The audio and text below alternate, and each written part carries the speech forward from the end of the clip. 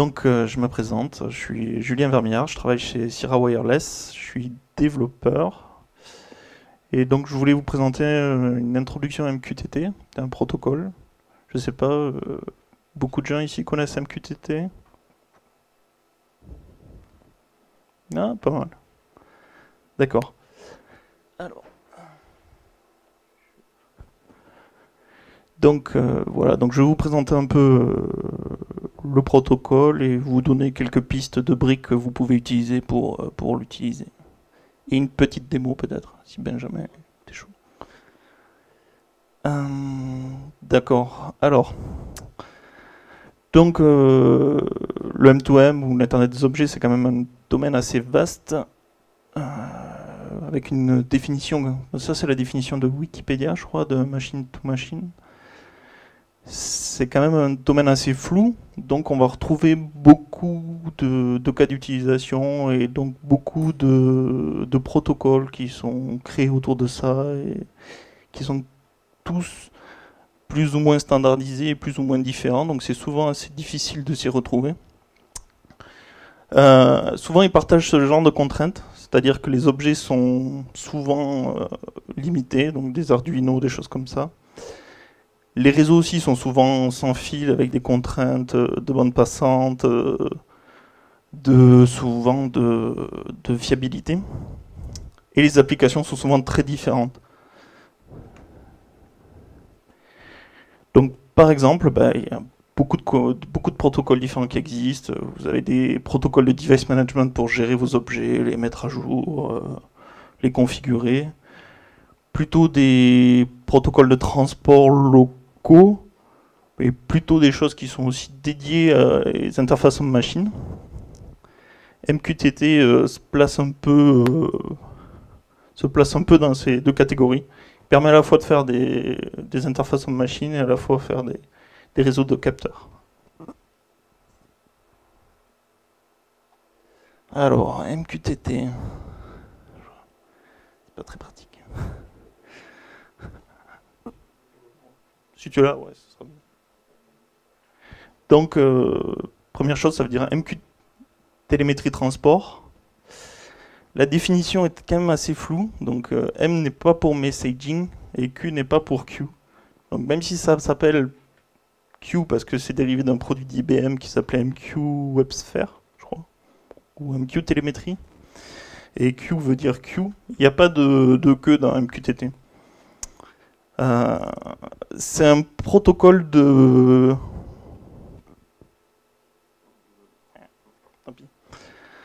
C'est un protocole de Publish Subscribe qui est assez léger et conçu au-dessus de TCP. Donc voici comment ça s'utilise. Si vous voulez connecter une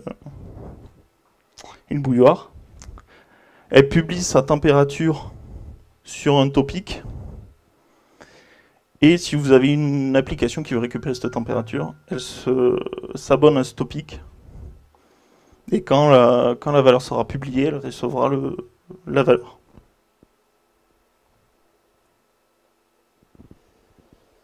C'est pas un protocole récent, c'est un protocole qui est né en 99, qui a été inventé par IBM et une autre société dont j'ai oublié le nom. C'est plutôt un protocole simple, c'est pas une technologie IBM très compliquée comme on a l'habitude de voir de la part d'IBM. Et c'est libéré depuis 2010. Ouais, c'est ça, oui, 2010, il n'y a plus de royalties, je sais pas quand exactement a été publiée la spécification. Et c'est en cours de standardisation, je crois que c'est quasiment fini à l'Oasis. Donc les principales fonctionnalités d'MQTT, donc je vais vous présenter, donc il y a pas mal de choses.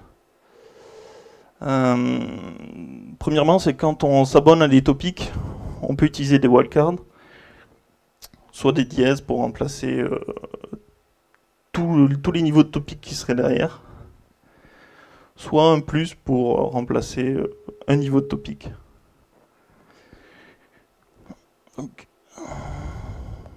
Donc la première chose que ça implique, c'est de bien réfléchir à comment on va organiser ces topics. Il n'y a pas de standard là-dessus, vous êtes assez libre. MQTT va vous permettre de créer des topics et de publier des messages dessus. va pas vous expliquer comment vous organiser et pas vous expliquer quoi mettre dans vos messages. Donc la première chose à faire, c'est réfléchir sur comment on va exploiter ces topics et comment on va utiliser les wildcards dessus.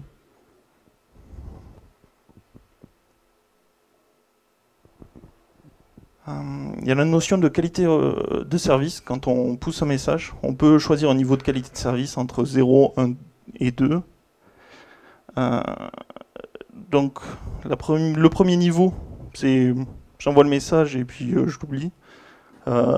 Il peut arriver, il peut ne pas arriver.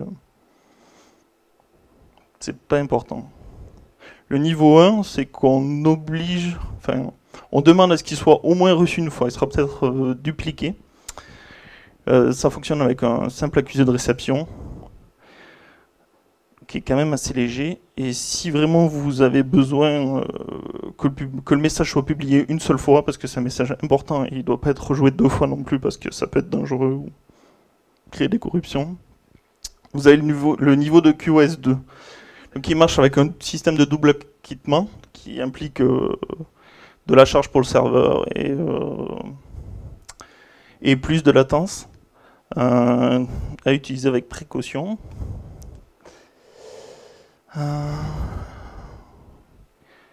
Donc il y a une autre fonctionnalité, voilà, c'est lorsque un objet se connecte, il peut demander s'il se déconnecte de façon complètement non voulue, de publier un message sur un topic. Ça permet en fait de deviner d'être informé quand un objet se déconnecte de façon anormale.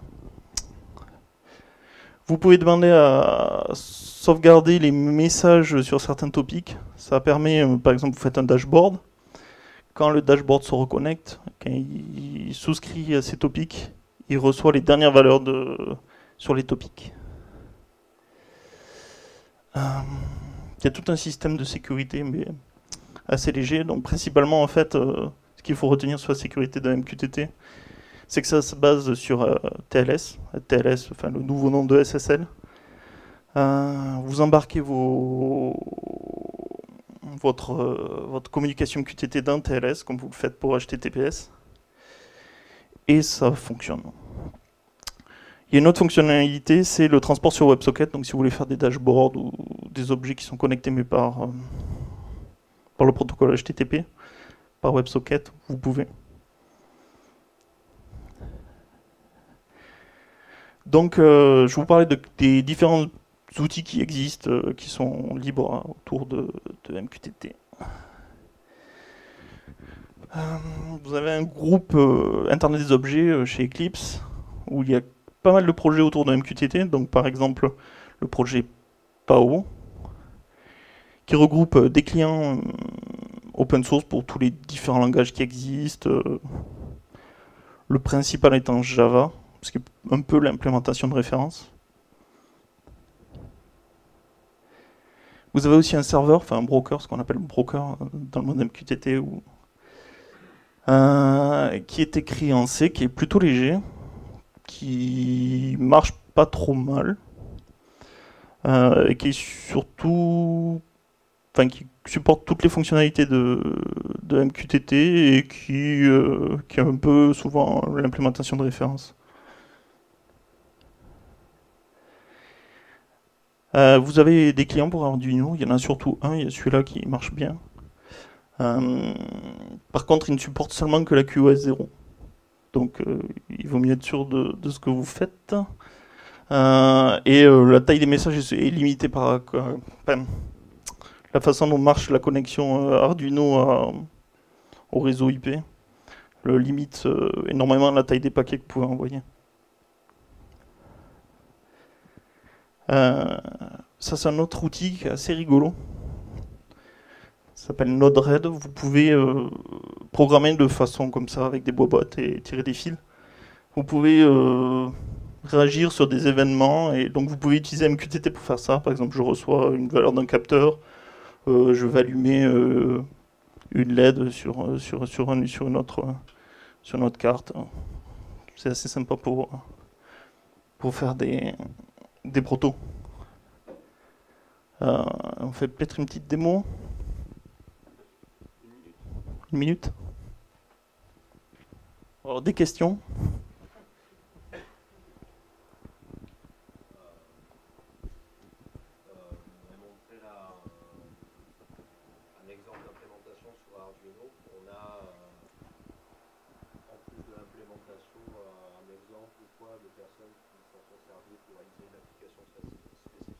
Il y a pas mal d'exemples pour faire un peu tout et n'importe quoi sur GitHub.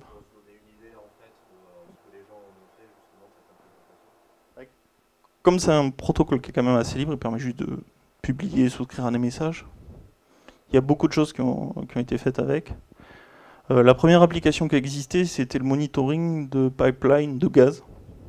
Donc IBM avait une application comme ça qui passait par les satellites. Et la communication coûtait très cher. Et c'est là qu'ils ont inventé ce protocole assez léger. Après, je sais qu'il y a des gens qui s'en servent pour surveiller des vaches, faire des choses complètement... Ou des réseaux de capteurs dans des usines de télémétrie plutôt classique. Mais après, comme le protocole est assez simple, il peut être facilement détourné pour faire tout et n'importe quoi. Et de la voiture connectée, il y a pas mal de voitures qui sortent en ce moment et qui utilisent MQTT pour des applications avec mon téléphone, je retrouve à distance où est ma voiture. Je peux retrouver sa position GPS, je peux lui allumer les phares, des choses comme ça. Oui.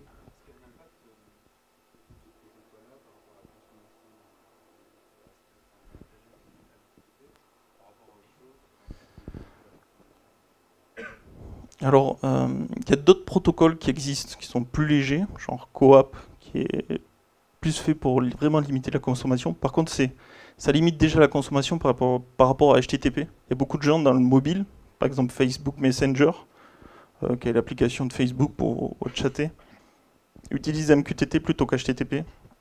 Déjà, ça permet une meilleure réactivité parce qu'on est connecté, on reçoit les messages directement. Et aussi, comme le protocole est plus simple, il est toujours connecté avec des systèmes de keep alive légers, ça permet d'économiser de la batterie par rapport à HTTP.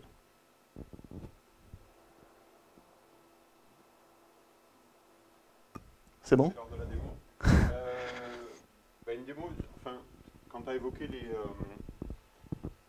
effectivement, MQTT, c'est utilisé dans beaucoup de use cases où en fait, on a juste besoin d'un protocole de messaging qui marche, qui s'adapte bien à l'embarqué. Donc là, on a en fait une démo où on a ici, merci le caméraman, c'était pas obligé. On a donc le robot, comment il marche? Il y a un petit Arduino dans le robot qui sert de contrôleur pour le robot. Il s'attend à recevoir des instructions sur son port série pour prendre des postures, se mettre à marcher, etc. Et on a dans la tête du robot un Raspberry Pi, c'est-à-dire que le Arduino il est là vraiment pour faire la partie purement microcontrôleur, contrôle du robot. Le Raspberry Pi, lui, me permet de mettre un soft potentiellement plus compliqué, potentiellement un soft qui va communiquer avec Internet, notamment parce que, comme tu as dit, Arduino, MQTT sur Arduino, il n'y a pas forcément la place d'avoir de la connectivité qui marche à coup sûr. Donc j'ai un Raspberry Pi, il se trouve que là je l'ai connecté en Ethernet derrière la tête du robot, je récupère donc la connectivité Internet. Et donc qu'est-ce que je fais tourner sur mon Raspberry Pi, sur la partie Linux du robot? Un petit programme qui va être, grâce à MQTT, à l'écoute de messages qui vont lui être destinés, lesquels messages vont être directement, en fait, tout bêtement, forwardés, transférés au contrôleur Arduino. C'est-à-dire, moi, je vais recevoir un message qui dit « Prends la posture M1 », parce que c'est comme ça que ça marche dans le robot. Si on lui dit M1, ça veut dire « Mets-toi à clignoter des yeux » ou « Mets-toi à marcher ». Et donc, moi, je me sers vraiment du MQTT en tant que messaging pour dire « Ok, si je reçois un message MQTT qui est destiné au robot, je l'envoie au contrôleur du robot pour qu'il prenne une posture donnée ». Donc, j'ai ce programme-là qui tourne. Et ce qui va se passer, c'est qu'ensuite, grâce à Par exemple, avec MQTT WebSocket, comme tu as évoqué, je peux faire très rapidement une IHM web que vous pourrez venir voir après si j'ai toujours assez de piles dans le robot.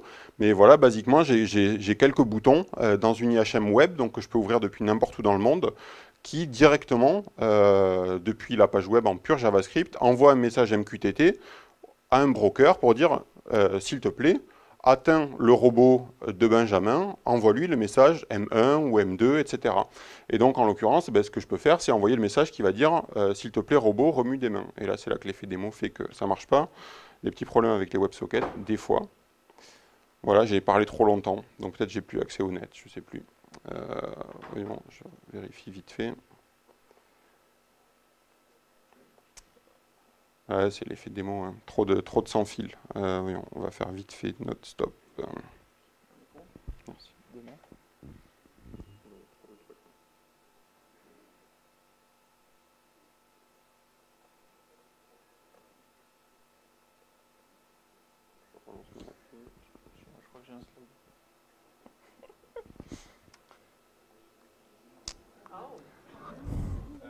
Et là où c'est intéressant, MQTT, c'est un protocole de messaging. Je ne sais plus si tu l'as précisé. Dans le message MQTT, on met ce qu'on veut. En l'occurrence, ça peut être le message à l'intention du robot pour lui dire prends la posture à Tartampion. Mais dans l'autre sens, ça peut aussi être le robot qui envoie. Il a une petite caméra dans sa tête. Et donc, je peux très bien, dans un sens, depuis mon IHM Web, dire s'il te plaît, monsieur robot, je t'envoie l'ordre de prendre une photo. Et en réponse, le robot va lui aussi poster un message MQTT qui, cette fois, va contenir un binaire qui est directement l'image JPEG. Et donc là, de nouveau, peut-être ça ne va pas marcher parce que, voilà, des fois, le fait que c'est sur pile et tout, ça ne marche pas toujours à tous les coups. Mais théoriquement, il aurait dû prendre une photo. Et si, il l'a prise, là. Il faut le temps qu'elle s'envoie. On verra tout à l'heure. Mais donc voilà, on peut faire, c'est quand même assez versatile et en l'occurrence, en quelques heures, j'ai mis d'aplomb la démo. C'était assez rigolo à faire. Le plus dur, c'est d'avoir Internet.